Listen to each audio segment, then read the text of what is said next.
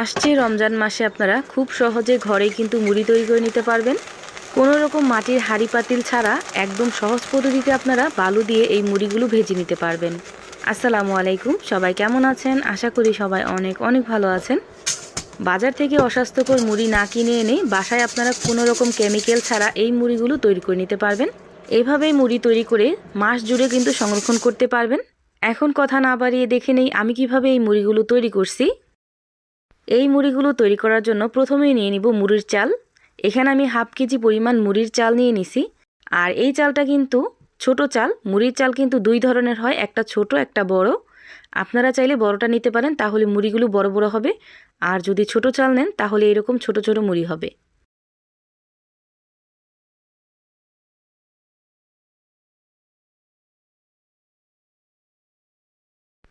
এখন দিয়ে দিব পরিমাণ মতো লবণ। এখানে আমি হাফ চামচ পরিমাণ লবণ ব্যবহার করছি হাফ কেজি চালের জন্য। এখন দিয়ে দিব অল্প অল্প করে পানি। পানি কিন্তু একেবারে বেশি পানি দেওয়া যাবে না। 2 থেকে 3 চামচ পরিমাণ পানি দিয়ে এইভাবে একটু উলিয়ে নেবেন। এভাবে লবণ আর পানি দিয়ে কিন্তু 15 থেকে 20 মিনিট অপেক্ষা করা যাবে না, সাথে সাথেই কিন্তু মুড়িগুলো ভেজে নিতে হবে।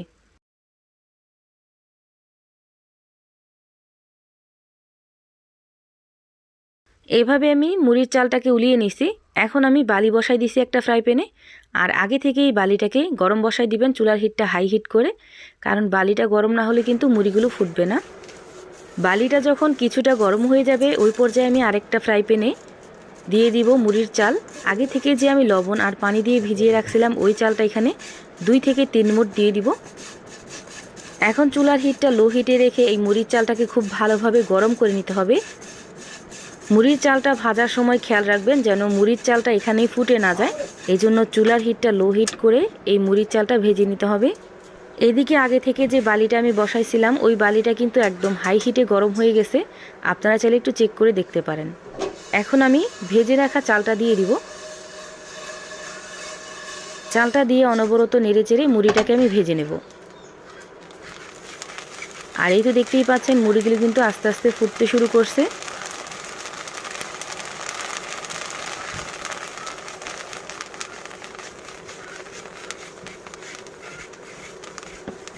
মুড়িগুলো যখন ফোটা বন্ধ হয়ে যাবে ওই পর্যায়ে একটা এইরকম ছিদ্রযুক্ত একটা বোলে ঢেলে নেবেন, তাহলে মুড়িটা উপরে থেকে যাবে আর বালিটা নিচে পড়ে যাবে।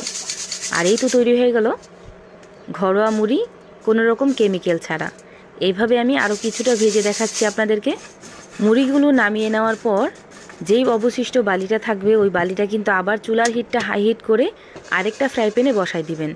আর আরেক দিকে মুড়ির চালটাকে ভেজে নেবেন।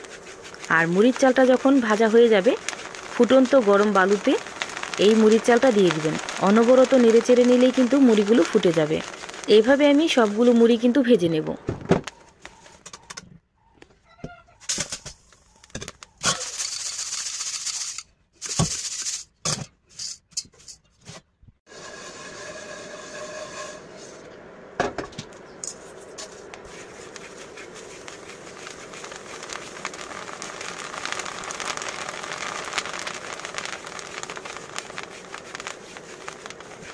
আমার এই ভিডিওর কোনো অংশ যদি আপনাদের কাছে ভালো লেগে থাকে তাহলে লাইক, কমেন্ট অ্যান্ড শেয়ার করতে ভুলবেন না।